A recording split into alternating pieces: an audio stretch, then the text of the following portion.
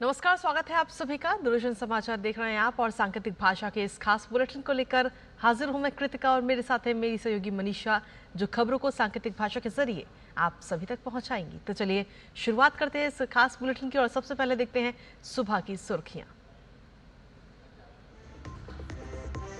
तमिलनाडु दौरे के दूसरे दिन प्रधानमंत्री नरेंद्र मोदी महान चोल सम्राट राजेंद्र चोल की स्मृति में सिक्का करेंगे जारी। साथ ही आदि तिरुवथिरई महोत्सव में भी लेंगे हिस्सा।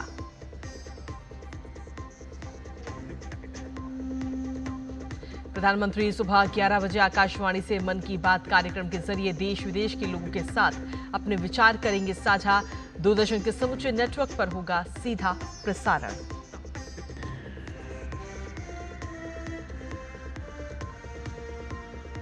थाईलैंड और कंबोडिया युद्ध विराम वार्ता करने पर सहमत। भारत ने अपने नागरिकों के लिए परामर्श किया जारी। साथ ही दोनों पक्षों के युद्ध समाप्त करने की दिशा में कदम उठाने की जताई उम्मीद। वहीं ट्रंप ने शांति बहाल करने का किया दावा।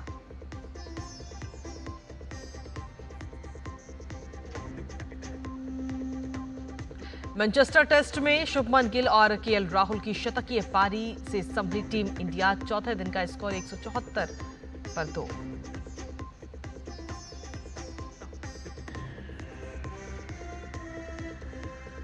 और मौसम की खबरों में मध्य प्रदेश, गुजरात और राजस्थान में भारी बारिश का रेड अलर्ट।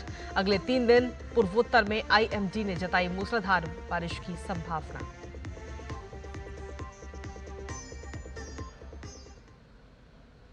तो ये थी प्रमुख सुर्खियां और अब खबरों में विस्तार से बात करेंगे। प्रधानमंत्री नरेंद्र मोदी तमिलनाडु के दौरे पर हैं आज, जहां प्रधानमंत्री आज तिरुचिरापल्ली जिले के गंगी कोंडाचोलपुरम मंदिर जाएंगे, जहां वो आदि तिरुवथिरई महोत्सव में हिस्सा लेंगे। ये महोत्सव महान चोल सम्राट राजेंद्र चोल प्रथम की जयंती और उनकी दक्षिण पूर्व एशिया की ऐतिहासिक समुद्री विजय यात्रा की 1000वीं वर्षगांठ के उपलक्ष्य में मनाया जा रहा है। इस अवसर पर प्रधानमंत्री उनके सम्मान में एक स्मारक सिक्का भी आज जारी करेंगे। राजेंद्र चोल प्रथम भारत के इतिहास के सबसे शक्तिशाली सम्राटों में माने जाते हैं, जिन्होंने गंगई कोंडाचोलपुरम की राजधानी को बनाया और वहां भव्य मंदिर का निर्माण कराया था, जो आज यूनेस्को विश्व धरोहर स्थल है। ये मंदिर चोल वास्तुकला, शिव भक्ति और प्रशासनिक प्रतिभा का भी प्रतीक है।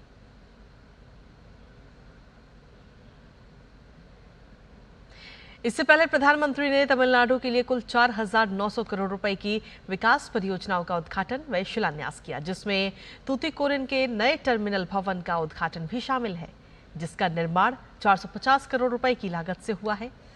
इसके साथ ही चिंदवरनार बंदरगाह पर 885 करोड़ रुपए की लागत से बने नॉर्थ कार्गो बर्थ 3 का भी उद्घाटन किया गया। रेलवे क्षेत्र में भी 3 बड़ी परियोजनाओं का लोकार्पण किया गया। इनमें मदुरै बोधिनायकन्नूर लाइन का भी विद्युतीकरण, नागरकोइल कन्याकुमारी और अर्लवैमोझी नागरकोइल खंडों का भी दोहरीकरण इसमें शामिल है। इसके साथ ही सड़क निर्माण के 2 मेगा प्रोजेक्ट्स भी राष्ट्र को समर्पण किए, जिसमें नेशनल हाईवे 36 पर सेठियाथोप से चोलापुरम तक 50 किलोमीटर की 4 लेन सड़क और नेशनल हाईवे 138 पर तूतीकोरिन बंदरगाह तक 6 लेन का संपर्क मार्ग शामिल है। इसके अलावा प्रधानमंत्री नरेंद्र मोदी ने 550 करोड़ रुपए की लागत से बनने वाली एक प्रमुख विद्युत पारेषण परियोजना की भी आधारशिला रखी। ये कुडनकुलम परमाणु ऊर्जा संयंत्र से बिजली की आपूर्ति को सुदृढ़ बनाएगी। प्रधानमंत्री ने कहा कि विकसित भारत के लिए विकसित तमिलनाडु जरूरी है। बीते दशक में राज्य के विकास के लिए केंद्र सरकार ने 3 लाख करोड़ रुपए आवंटित किए हैं, जो कि यूपीए सरकार की तुलना में 3 गुना ज्यादा है। थूथुकुडी से किए गए रेल रोड और एयरपोर्ट और बंदरगाह की परियोजनाओं को प्रधानमंत्री ने विकसित तमिलनाडु के लिए बड़ा कदम बताया।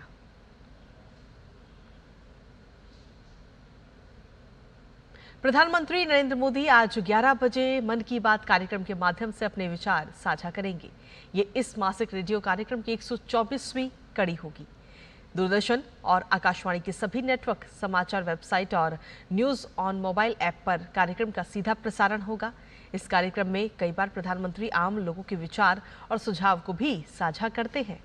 इस मासिक कार्यक्रम के माध्यम से न केवल बड़े राष्ट्रीय मुद्दों पर बात होती है, बल्कि स्थानीय और सामाजिक परिवर्तन को लेकर हो रही कोशिशों का भी जिक्र होता है।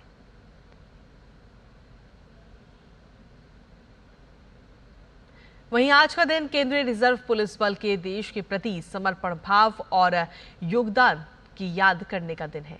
आजादी से कई बरस पहले 27 जुलाई 1939 को क्राउन रिप्रेजेंटेटिव पुलिस के रूप में पुलिस बल की स्थापना हुई थी, जिसे आजादी के बाद केंद्रीय रिजर्व पुलिस बल नाम मिला। इस बार सीआरपीएफ अपना 87वां स्थापना दिवस जश्न मना रहा है। सीआरपीएफ को राज्य की सहायता के लिए कानून और व्यवस्था बनाए रखने, उग्रवाद विरोधी अभियान और नक्सल विरोधी अभियान जैसे विभिन्न महत्वपूर्ण काम सौंपे गए हैं। इसका विस्तृत अधिदेश राष्ट्र की आंतरिक सुरक्षा और स्थिरता सुनिश्चित करने में इसकी महत्वपूर्ण भूमिका को दर्शाता है।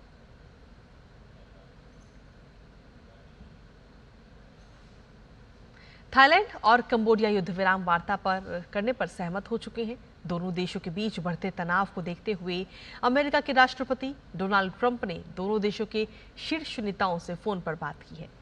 डोनाल्ड ट्रंप ने दावा किया है कि दोनों देश संघर्ष विराम के लिए सहमत हुए हैं और साथ ही अमेरिका के साथ व्यापार करना चाहते हैं।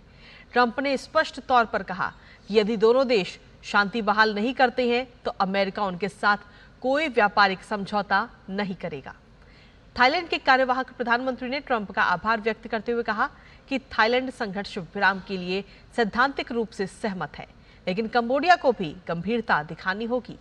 थाईलैंड के कार्यवाहक प्रधानमंत्री ने कहा कि संघर्ष विराम केवल तभी संभव है जब कंबोडिया विवादित सीमा क्षेत्र से सैन्य गतिविधियां रोके और थाईलैंड के साथ सीधी बातचीत करे। दोनों देशों के बीच जारी संघर्ष में 30 से अधिक लोगों की मौत हो चुकी है अभी तक, जबकि 1,30,000 से ज्यादा लोग अपने घरों से विस्थापित हो गए हैं।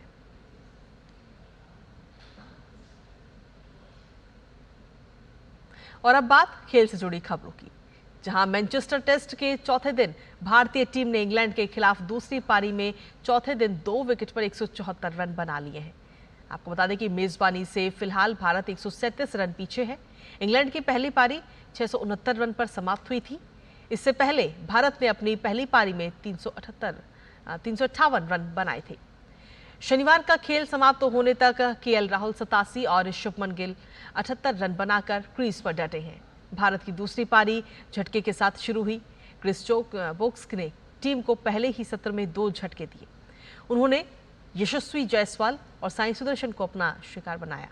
दोनों अपना खाता भी नहीं खोल पाए। इसके बाद मोर्चा शुभमन गिल और केएल राहुल ने संभाला।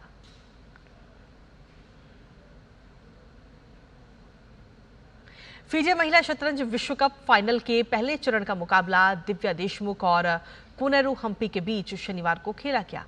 भारत के दोनों खिलाड़ी दिव्या देशमुख और कोनेरू हम्पी के बीच हुआ पहला गेम कड़े मुकाबले में ड्रॉ पर समाप्त हुआ। दोनों खिलाड़ियों को आधा आधा अंक मिला। दूसरा गेम आज होगा। फाइनल के पहले चरण के इस मुकाबले में भारत की 2 खिलाड़ी ग्रैंड मास्टर कोनेरू हम्पी और दिव्या देशमुख ने एक दूसरे के आमने सामने हैं।